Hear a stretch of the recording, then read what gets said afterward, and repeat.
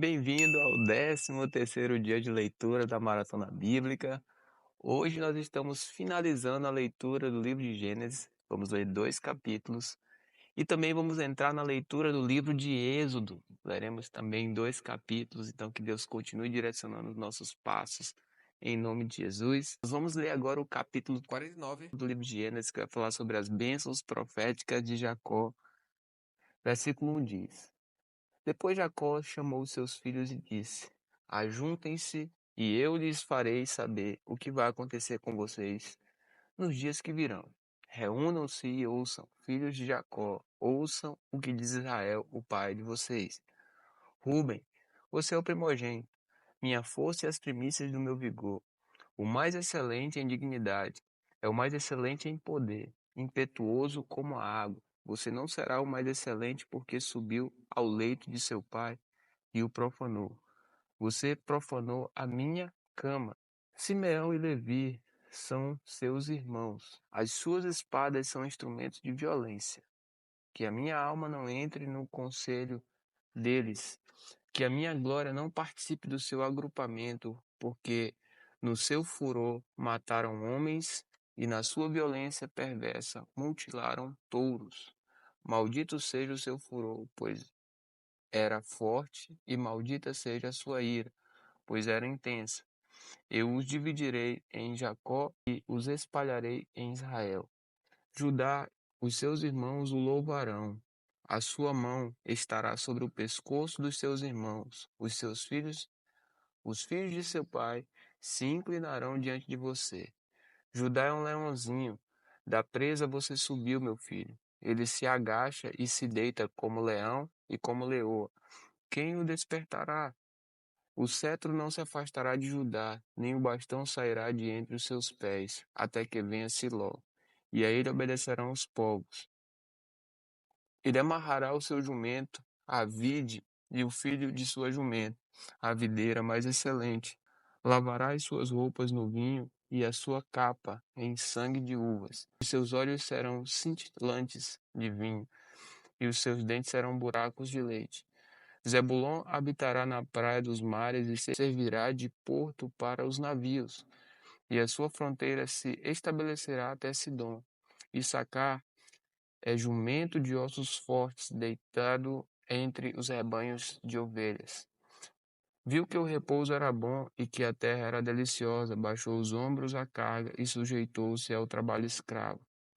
Dan julgará o seu povo como uma das tribos de Israel. Dan será uma serpente junto ao caminho, uma víbora junto à vereda, que morde o calcanhar do cavalo e faz o seu cavaleiro cair para trás. A tua salvação espero, ó Senhor. Gade será atacado por guerrilheiros, mas ele lhes atacará a retaguarda. Azer, o seu pão será abundante e ele produzirá delícias reais. Naftali é uma gazela solta. Ele fala palavras bonitas. José é um ramo frutífero junto à fonte. Seus galhos se estenderão sobre o muro. Os flecheiros lhe darão amargura, atiram contra ele e o hostilizam. O seu arco, porém, permanece firme, e os seus braços são feitos ativos pelas mãos do poderoso de Jacó, sim, pelo pastor e pela pedra de Israel. Pelo Deus de seu pai que o ajudará, o Todo-Poderoso, que o abençoará com bênçãos dos altos céus, com bênçãos das profundezas, com bênçãos dos seios e do ventre.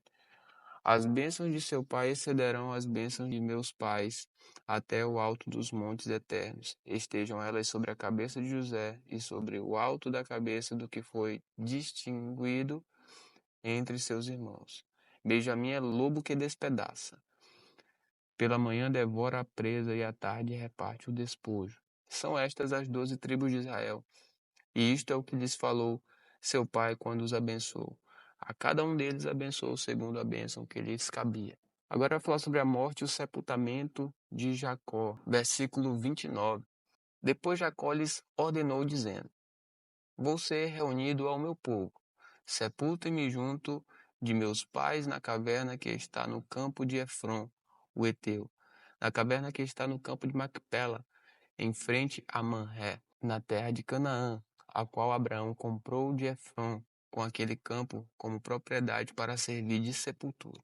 Ali eles sepultaram Abraão, a Sara, sua mulher. Ali sepultaram Isaque e Rebeca, sua mulher. E ali sepultaram Lia. O campo e a caverna que nele está foram comprados dos filhos de Et. Quando Jacó acordou de dar essas ordens a seus filhos, recolheu os pés na cama, expirou e foi reunido ao seu povo. Vamos ler o último capítulo de Gênesis, capítulo 50, versículo 1 diz assim: Então José se lançou sobre o rosto de seu pai, chorou sobre ele e o beijou. José ordenou a seus servos, aos que eram médicos, que embalsamassem o corpo de seu pai, e os médicos embalsamaram Israel, gastando nisso 40 dias, pois assim se cumprem os dias de embalsamento, e os egípcios ficaram em luto 70 dias. Passados os dias de luto, José falou à casa de Jacó: Se agora encontrei favor diante de vocês, peço que falem aos ouvidos de Faraó, dizendo: Meu pai me fez jurar, declarando: Eis que estou morrendo, sepultem-me no túmulo que abri para mim na terra de Canaã. Agora quero ir sepultar meu pai, depois voltarei. Faraó respondeu: Vá e sepulte o seu pai como ele fez jurar. José partiu para sepultar o seu pai. Com ele foram todos os egípcios de Faraó, os principais de sua casa e todos os principais da terra do Egito, bem como toda a casa de José e seus irmãos e a casa de seu pai. Deixaram na terra de Gósen somente as crianças, os rebanhos e o gado. E foram também com ele tanto carruagens como cavaleiros, e o cortejo foi muito grande. Quando eles chegaram à eira de Atade, que fica do outro lado do Jordão, fizeram ali grande e intensa lamentação, e José pranteou seu pai durante 7 dias. Quando os moradores da terra, os cananeus, viram o luto na eira de Atade, disseram: Como é grande este pranto dos egípcios! E por isso aquele lugar foi chamado de Abel-Misraim, fica do outro lado do Jordão. Os filhos de Jacó fizeram como ele lhes havia ordenado. Levantaram-no para a terra de Canaã e o sepultaram na caverna no campo de Macpela, que juntamente com o campo Abraão havia comprado de Efrom, o heteu, para ser lugar de sepultura. Esse lugar fica em frente a Manre. Depois disso, José voltou para o Egito, ele e seus irmãos e todos os que haviam acompanhado para sepultar o seu pai. E agora José consola seus irmãos a partir do versículo 15. Vendo os irmãos de José que seu pai já era morto, disseram: É possível que José tenha ódio de nós, certamente nos retribuirá todo o mal que lhes fizemos. Por isso, mandaram dizer a José: O seu pai, antes de morrer, ordenou o seguinte: É isto que vocês dirão a José: Perdoe, por favor, a transgressão dos seus irmãos e o pecado que cometeram, porque eles lhe fizeram mal. Agora pedimos que perdoe a transgressão dos servos do Deus de seu pai. Ao ouvir estas palavras, José chorou. Depois vieram também os seus irmãos, prostraram-se diante dele e disseram: Eis-nos aqui, somos teus servos. Mas José respondeu: Não tenham medo, será que eu estou no lugar de Deus? Vocês, na verdade, planejaram o mal contra mim, porém Deus o tornou em bem, para fazer como estão vendo agora, que se conserve a vida de muita gente. Portanto, não tenham medo. Eu sustentarei vocês e seus filhos. E assim José os consolou e lhes falou ao coração. Agora vai falar sobre a morte de José, versículo 22. Ficou José morando no Egito, ele e a casa de seu pai, vivendo 110 anos. José viu os filhos de Efraim, até a terceira geração, também os filhos de Malqui, filho de Manassés, os quais José tomou sobre os seus joelhos. José disse a seus irmãos: Eu vou morrer em breve, mas Deus certamente visitará vocês e fará com que saiam desta terra para ir à terra que jurou dar a Abraão, a Isaque e a Jacó.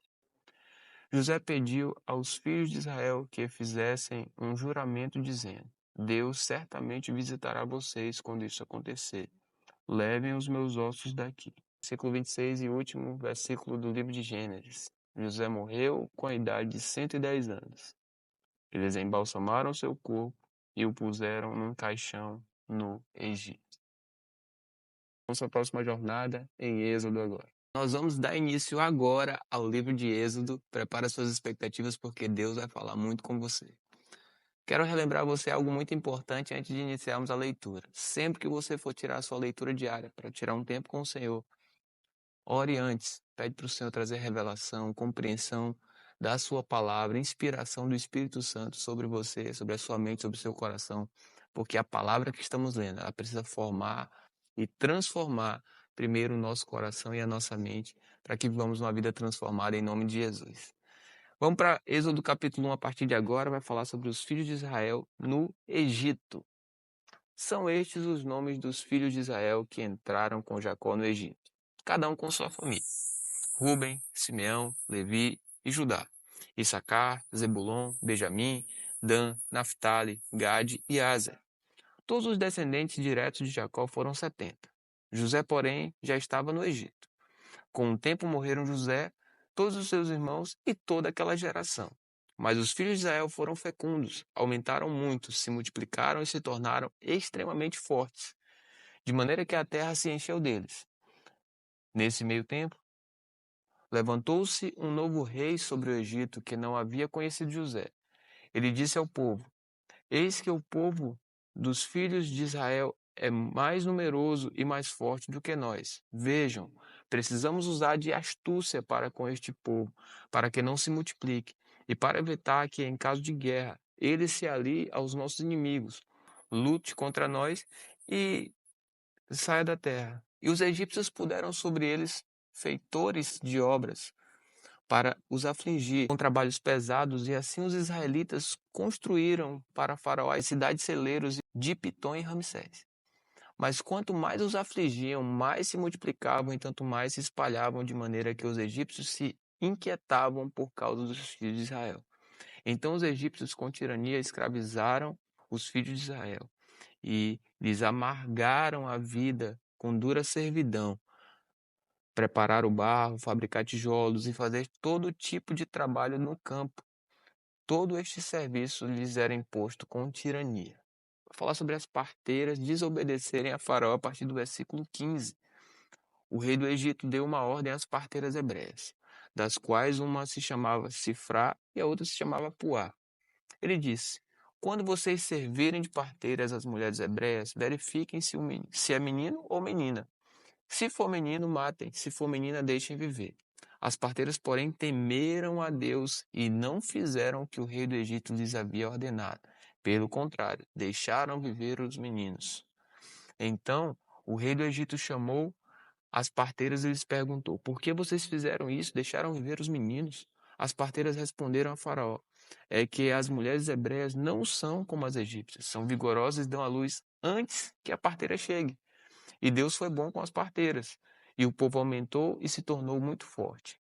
E, porque as parteiras temeram a Deus, ele lhes constituiu família. Então Faraó deu ordem a todo o seu povo, dizendo: Joguem no rio Nilo todos os meninos hebreus que nascerem, quanto às meninas, deixem viver. O capítulo 2 do livro de Êxodo vai falar sobre o nascimento de Moisés. Versículo 1 diz assim: Um homem da casa de Levi casou com uma mulher da mesma tribo. A mulher ficou grávida e deu à luz um filho. Vendo que o menino era bonito, escondeu-o durante 3 meses. Não podendo, porém, escondê-lo por mais tempo, pegou um cesto de junco, tapou os buracos com betume e, pondo nele o menino, largou o cesto no meio dos juncos à beira do rio. A irmã do menino ficou de longe para ver o que ia acontecer com ele. A filha de Faraó desceu para se banhar no rio, e as moças que tinham vindo com ela passeavam pela margem. Quando ela viu o cesto no meio dos juncos, mandou que uma das criadas fosse buscá-lo. Abrindo o cesto, viu a criança, e eis que o menino chorava. Ela teve compaixão dele e disse: Este é o menino dos hebreus. Então a irmã do menino perguntou à filha de Faraó: Quer que eu vá chamar uma das hebreias para que sirva de ama e crie esta criança para a senhora? A filha de Faraó respondeu: Vá. A moça foi e chamou a mãe do menino. Então a filha de Faraó disse à mulher: Leve este menino e amamente-o para mim. Eu darei um salário para você. A mulher pegou o menino e o criou. Quando o menino já era grande, ela o levou à filha de Faraó, da qual ele passou a ser filho. Esta lhe deu o nome de Moisés e disse: Porque das águas o tirei. Agora eu vou falar sobre a fuga de Moisés do Egito. Versículo 11. Naqueles dias, sendo Moisés já homem feito, saiu para visitar os seus irmãos e viu o trabalho pesado que faziam.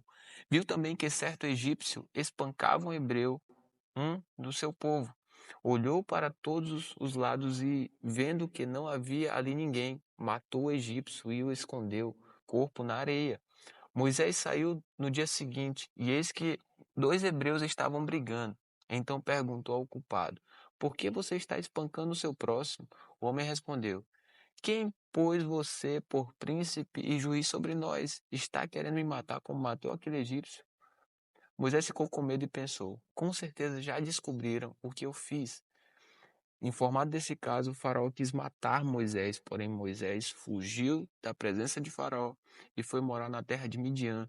Chegando lá, sentou-se junto a um poço. O sacerdote de Midian tinha 7 filhas, as quais vieram tirar água e encheram os bebedouros para dar de beber ao rebanho de seu pai.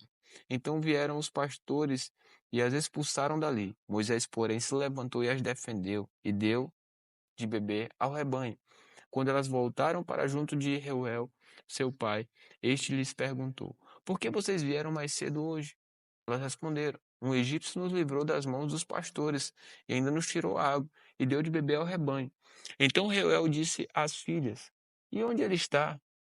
Por que vocês o deixaram lá? Chamem o homem para que venha comer conosco.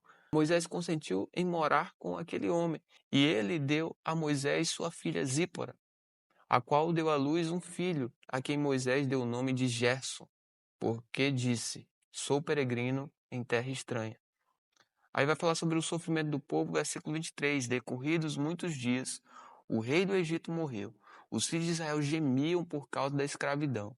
Eles clamaram, e o seu clamor chegou até Deus. Deus ouviu o gemido deles e lembrou-se de sua aliança com Abraão, com Isaque e Jacó. E Deus viu os filhos de Israel e atentou para a situação deles.